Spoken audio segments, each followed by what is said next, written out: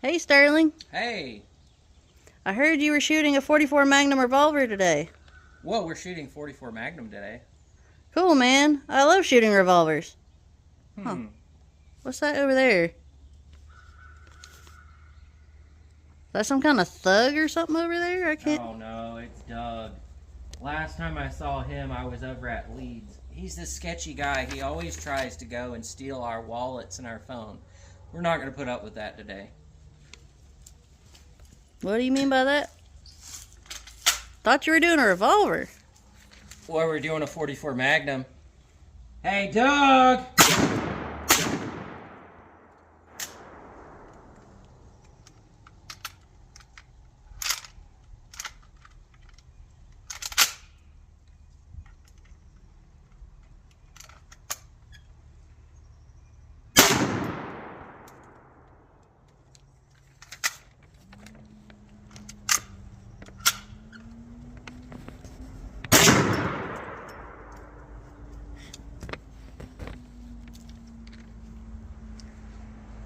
So, today, guys, girls, and furries, we are reviewing a very interesting firearm from days gone by.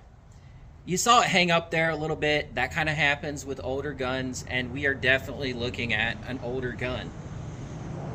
This here today that we're shooting and reviewing is a Ruger, commonly known as a Model 44 Magnum carbine, chambered in 44 Magnum. These things started really going into production in 1962 and were produced until the 80s. Then they were removed and replaced by, I believe it was called the Deerfield carbine, which was still a 44 Magnum carbine and a semi-automatic rifle. And those were produced for quite a bit longer. This, however, is one of the originals that was produced from somewhere between 62 and 85. This has the original magazine setup. It feeds from a tubular magazine, and the whole basis of this gun is basically a scaled up Ruger 1022. So we're going to be doing some more shooting with it. As you can see, our paper target didn't quite fare very well. But what can you expect whenever you're getting hit with 44 Magnum? So today we're using lead cast rounds. These are some rounds that I've had for a little while, and we're just going to do some shots with them. They may work, they may not. We'll be patient with the old girl.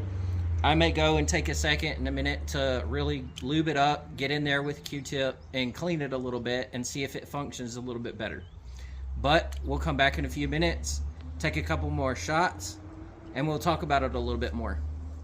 So, a little bit of history behind the Ruger 44 Magnum carbine. These were actually developed, as I kind of said, in the 60s. Even back then, there were states where, let's say something like a bolt action 30-06 or a 308 or even a 270 or a 243 would not have been viable or would have been less desirable because of the thick brush, and that Spitzer cartridge is more likely to hit brush and deflect and not give you an accurate shot. With something like this is what's called a brush gun in most hunting terms. It has a heavier straight-walled cartridge that is meant for more short range. This gun right here in a carbine form probably could go and shoot 100 yards easily. It's something that you could use up to probably 150 yards and be fairly accurate with. This actually used to have a scope on it, and that's how these guns were typically set up. However, today, as we were taking our first shots with this, making sure it was sighted in, the scope broke. So we're going to iron sights today. So we're going to do a couple more shots with it, and we're going to see if we can't knock over that water drum over there.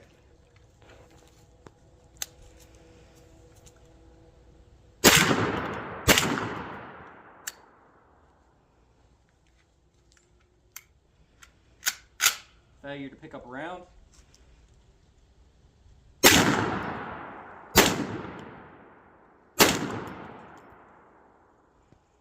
So, no luck knocking over the water drum, but other than a failure to pick up a round, we did end up having a mostly decent time feeding cartridges through this.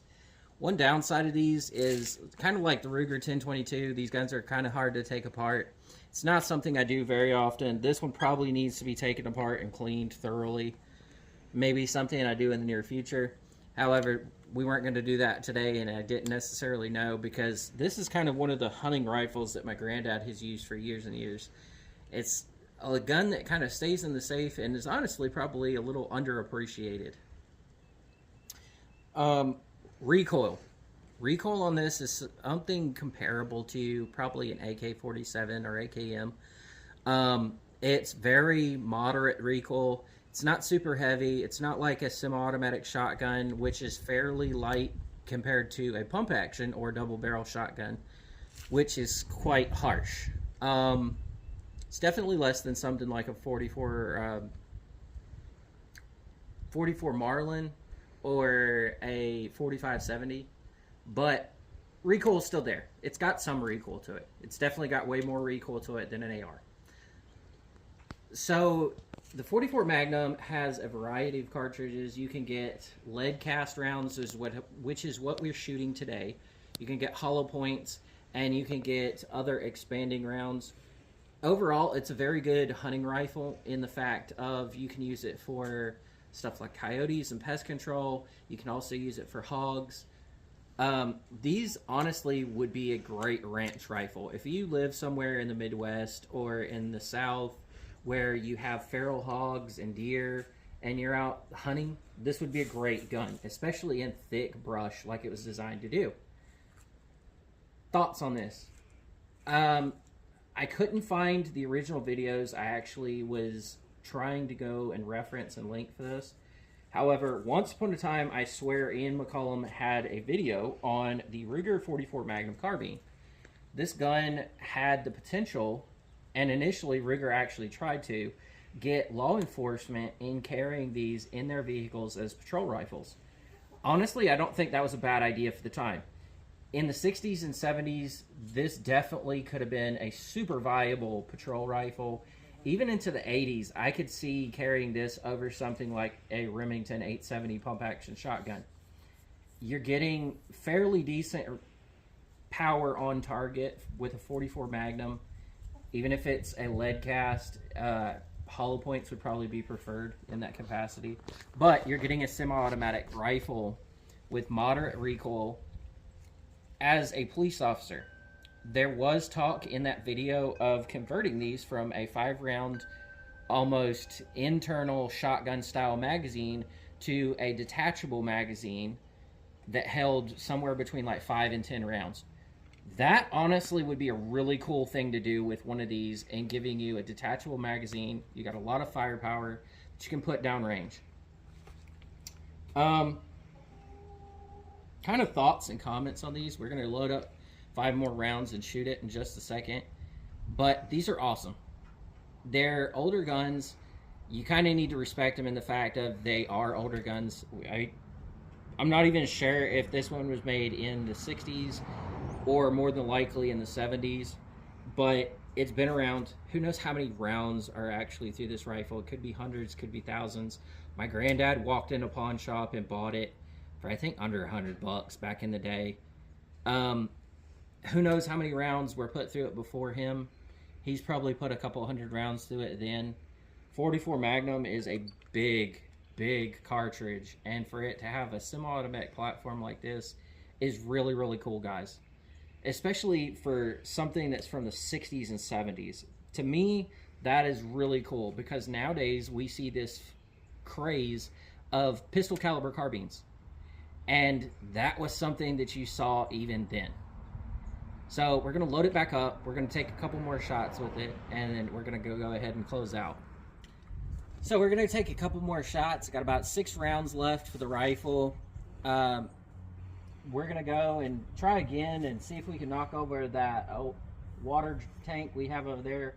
I'll put a couple more shots on the paper, and then we'll try and go over there and piece the paper together and see just where the shots landed. Guys, you could probably at a range and from a bench shoot way more accurate with this rifle than I'm probably doing. We're standing up today. We're probably shooting at maybe 50 yards, if that. So it's not super far. We're just out here having some fun today, showing you guys a new rifle that you guys probably haven't got much exposure on. So I'm going to go ahead and stop running my mouth and take a couple more shots, and we're just going to see how quick and how much damage we can put on that water tank. Going hot.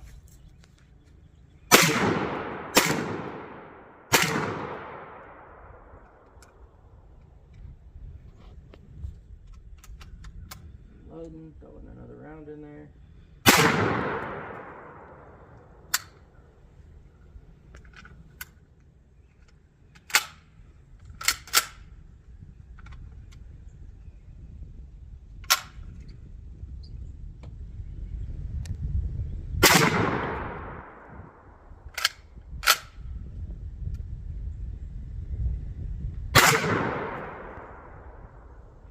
All right. So we emptied out our 6 rounds. I did a slightly tactical reload in there, fit another round in. We fired all 6. Still couldn't knock over the water barrel on it, but hey, that's okay. You gave it your all sometimes, but it doesn't work out. So we're gonna go down in a few minutes, take some pictures of the target, which has gotten ripped up by both the cartridges and the wind that we're throwing down at it. It's a wonderful, beautiful day here in the Carolinas. We got a little bit of wind. It's probably about 70, 75 degrees. We're out here enjoying it, and I'm sharing it with you guys, teaching you something new that you didn't know. Thoughts on this gun? Really, really cool. It is interesting to see a platform from the 70s taking ideas that I kind of hinted at before, which is pistol caliber carbines, especially a Magnum pistol caliber, and putting it in a semi-automatic platform. What would I go and recommend this rifle for? What I would recommend this rifle for is if you're a hunter, somebody who likes hunting deer and hogs, this is a great rifle for you, especially if you don't need a whole lot of range and reach. Because what it lacks in range and reach, it delivers in absolute power on target. 44 Magnum is not a joke caliber. We kind of joke in the firearms community about 22s, 22 Magnums, 25 auto being mouse guns. Something that is absolutely whimsical in the idea of using for self-defense. Something we do not do that with is 44 Magnum. 44 Magnum is absolutely a proven powerhouse. It has more than enough power to get the job done with most animals most of the time, 4-legged or 2. So, absolutely great hunting rifle. It's a great gun to come out and shoot if you're just somebody who loves to shoot. Maybe you're somebody who likes shooting old hunting guns. If that's the case, you might love this. It's not your granddad's lever action 44 Magnum carbine. It's a cowboy gun, but this is something in between. You could absolutely use this with Magnums and hollow points. Use this for home defense. I wouldn't think less of you if you decided to. Not everybody chooses to use a handgun, which I wouldn't recommend, or an AR. Maybe you're in a state where you have restrictions where you can't use a AR. Use one of these. If you were in a state where, or a place where you couldn't use a shotgun for home defense, use one of these. There are a bunch of uses that you could do with something like this that you may not be able to do with other weapons. Really, with something like this, it's almost a case of use it for whatever you want. It's a super utilitarian rifle. Last part of the video, I always talk about the easiest way to help me grow my channel is you, my viewers, like and share this video. Please share it wherever you can, over on X, or share my Rumble. That really helps. If you can contribute monetarily, I would appreciate it. Biggest cost right now is ammo. That's something that we're going to continue to see going forward. Everything you can do that helps, but please like and share. See you next time in the next video.